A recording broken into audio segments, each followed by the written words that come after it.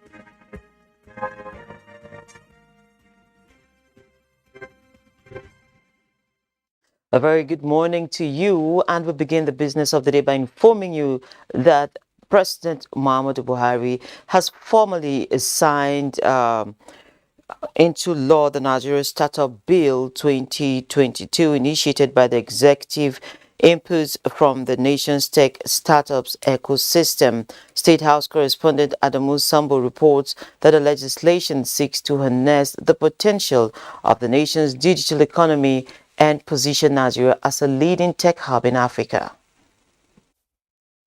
With the government policies we have in place before assenting to the bill today, a lot has been achieved when it comes to providing the enabling environment for our young innovators. This law is all about to consolidate and to provide the legal and a strategic framework for the growth of the sector. For example, today in Africa, we have around 7 unicorns. 5 of them originated from Nigeria. Unicorn is an ICT company, a local ICT company that has a market value of a minimum of 1 billion USD.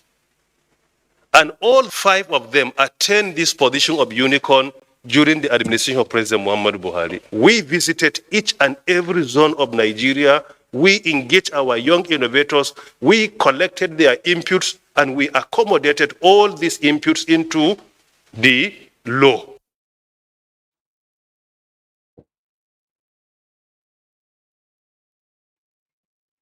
The second Niger Bridge is set to open for traffic as construction of the bridge ends. Minister of Works and Housing Babatunde Fashola said this at the ministerial press briefing in Abuja.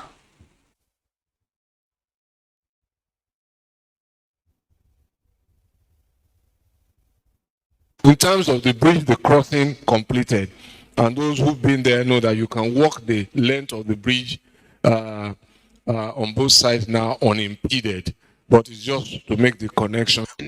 We have moved the needle on some of Nigeria's most difficult projects, and we are nearly closing them out.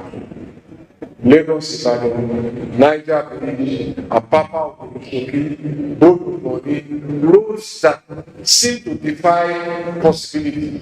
My conversation with people is, if you look at the meaning of abandon projects, to abandon, it means to forsake. We have not forsaken any project.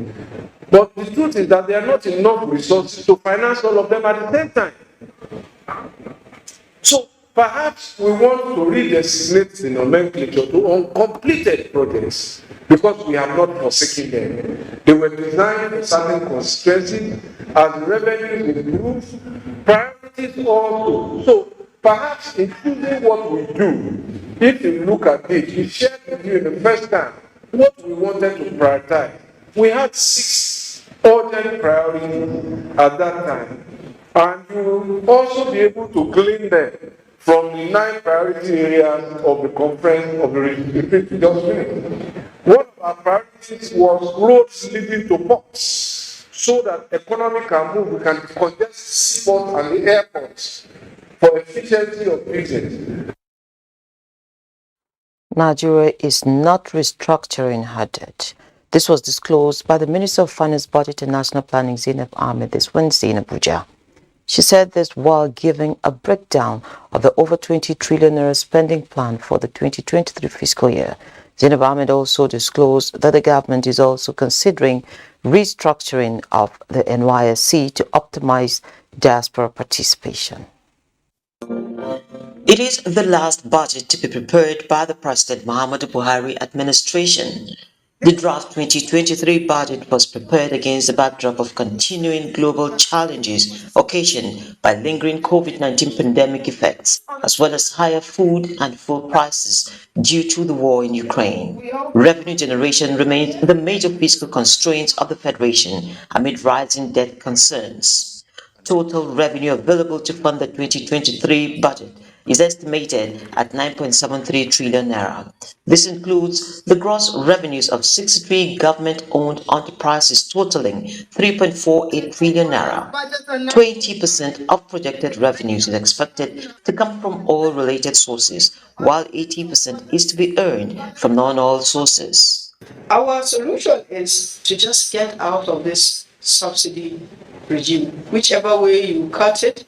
The regulators now, the Midstream Downstream Regulatory Authority, has made a commitment that they are putting in place measures to be able to track the distribution of petroleum products to the fuel stations and report on the actual consumption. Overall budget deficit is 10.78 trillion naira for the year 2023, representing 4.78% of GDP.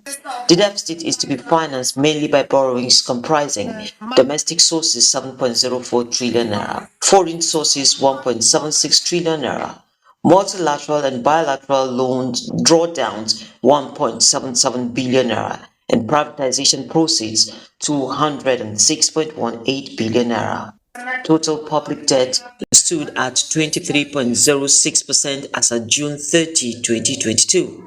The government has no plans to restructure her debts, but what is certain for restructuring is a National Youth Service Corps, the NYSC. Immediate past Director General of the NYSC began a process that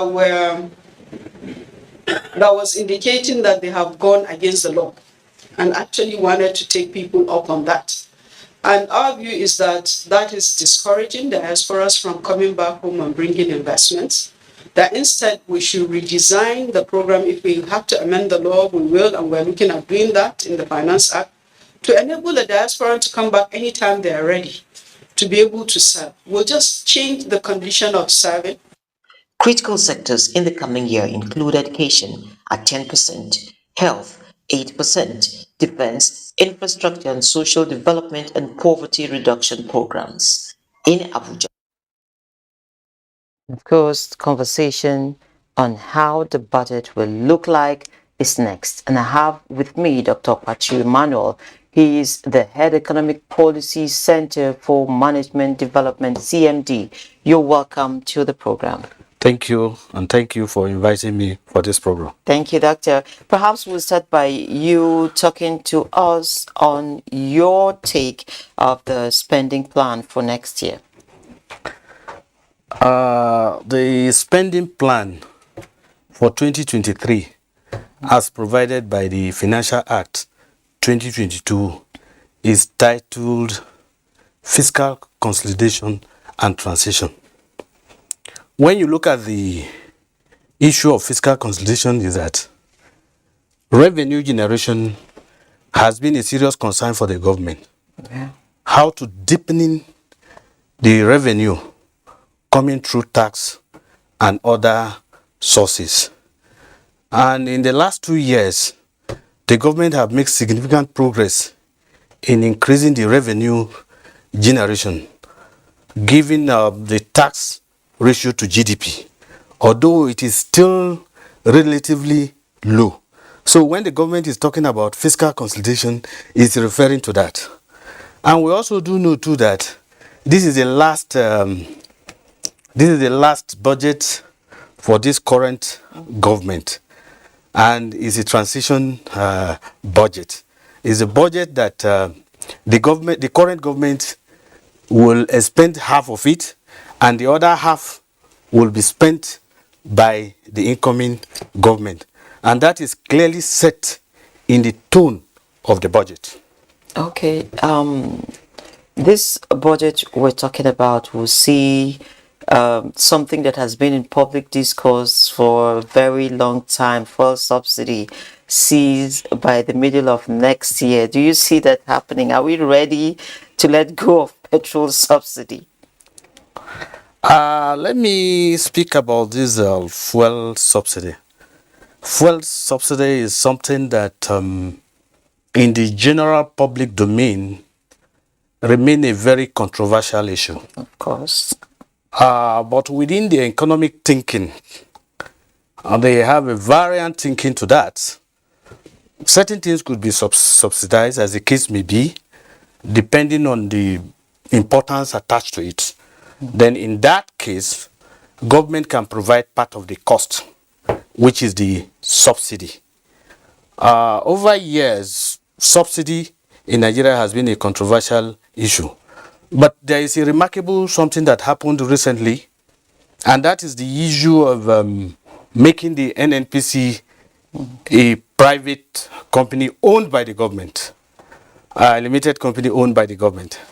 In that case, if they want to do business now, the issue of subsidy will not be handled by NNPC, but it has to be appropriated by the legislative arm of the government. And that brings the issue of fuel subsidy to the domain of the public, and they will be at better position to debate on it. But I do know that the government make provision for the subsidy for the parts is going to stay from January to June. But what will happen thereafter is what is going to be subject to a debate. In the words of David Malpass last week, he told us specifically, that's the World Bank president, he told us that the subsidy regime is not helping the poor Nigerians, those who it is intended for. And he went ahead in the same breath to say that when prices increased globally, it ended up hurting Nigeria's economy because the whole income is being frittered away to pay for subsidies. And then we have a situation where the NNPC will no longer commit money to FAC, for instance, because they are now a public liability company, right?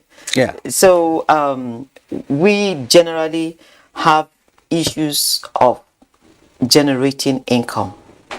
Are we now facing the issue of where money will come from to spend next year, or how to service our debts next year? Let me say something about the issue of IMF advice.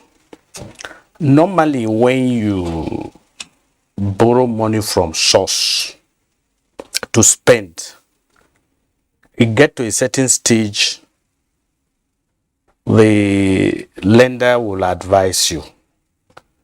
Because if he doesn't advise you, the money is lending to you at stake.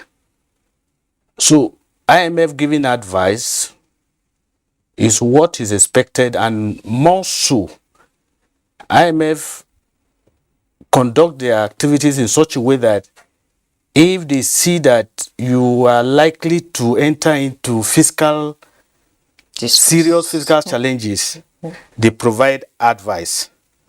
And certainly, they have looking at our items in our fiscal expenditure, our expenditure over years, and they have seen the item of fuel subsidy, as an area that they will advise.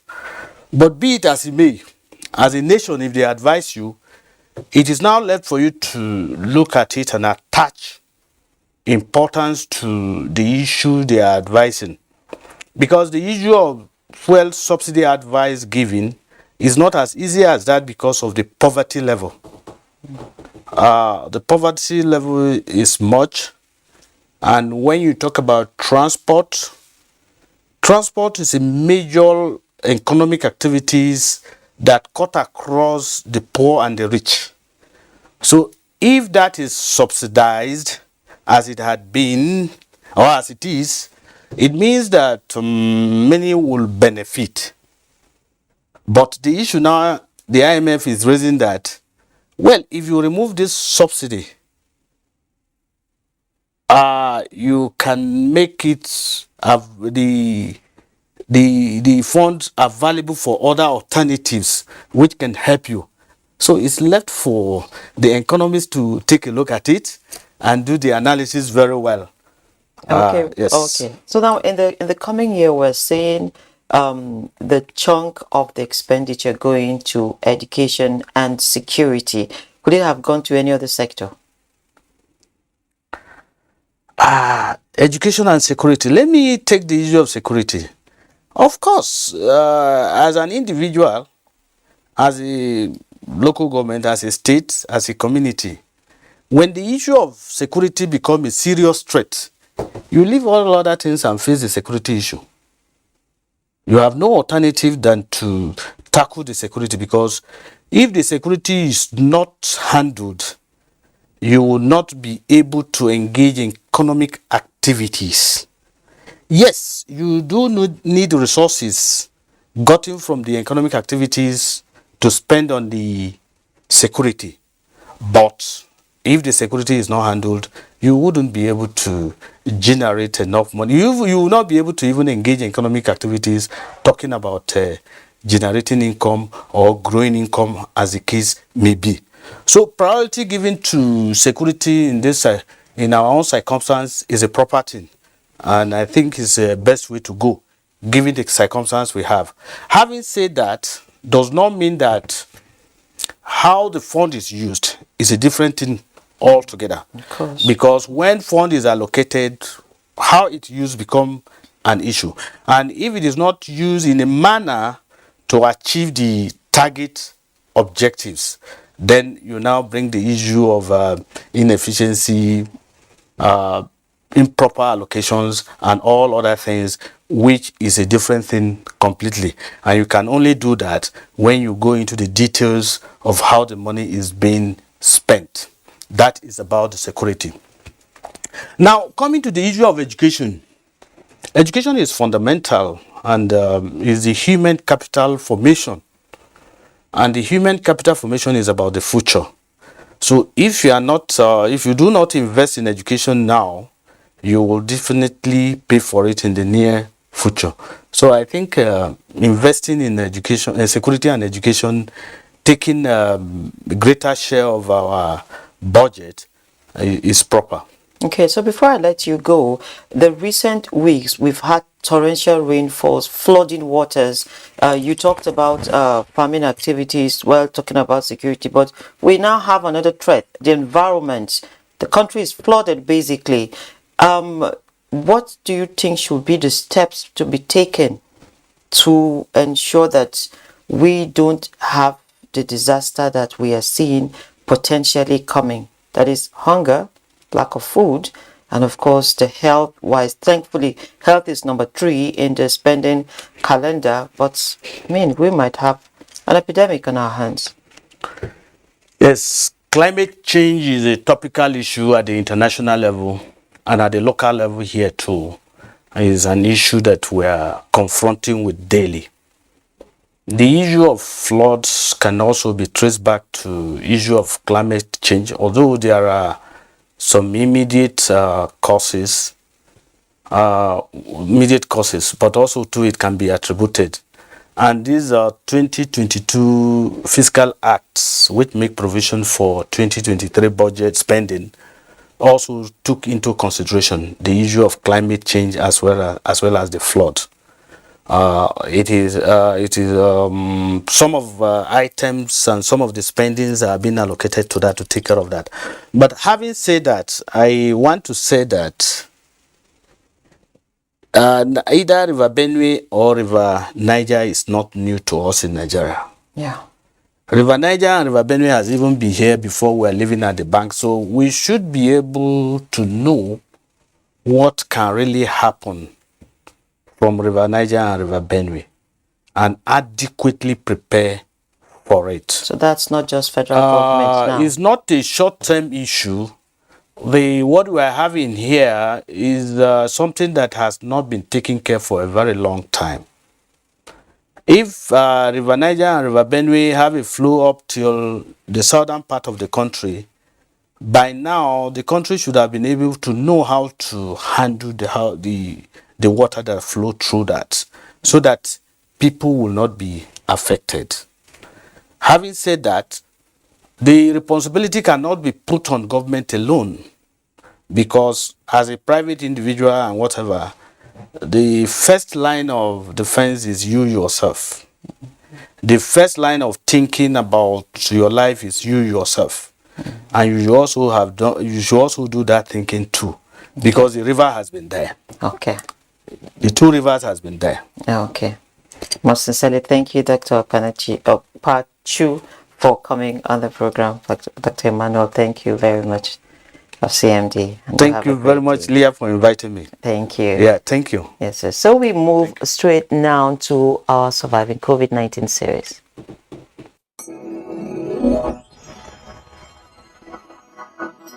Surviving COVID-19 series is brought to you in partnership with the Central Bank of Nigeria. I sell bags, all type of bags, laptop, traveling bags, any kind of bag he wants. How long have you been into this business? 12 years now. Please, can you tell us the challenges you faced during COVID? We did not even give us a space. There is no space to come out to say, this is what you are doing. Everybody stay at home. So we need to obey the sit-at-home order. Apart from COVID, we still have to talk about exchange rates, because it's too much now. We cannot do it as usual. As in, price of things are not really coming down. It's very high. From the international markets, the local markets. So it's not really encouraging. Do you hear about government CBN? Normally, but we the marketers, nobody has ever come here to say we have a loan somewhere or we have this somewhere. Maybe it might only be from man no man. Would you like to apply? Apply? It depends on the kind of how we return. I think we can apply. I think we can even go higher than this if we see the money. Going to China is not our problem. People travel to China, anywhere, to bring their goods.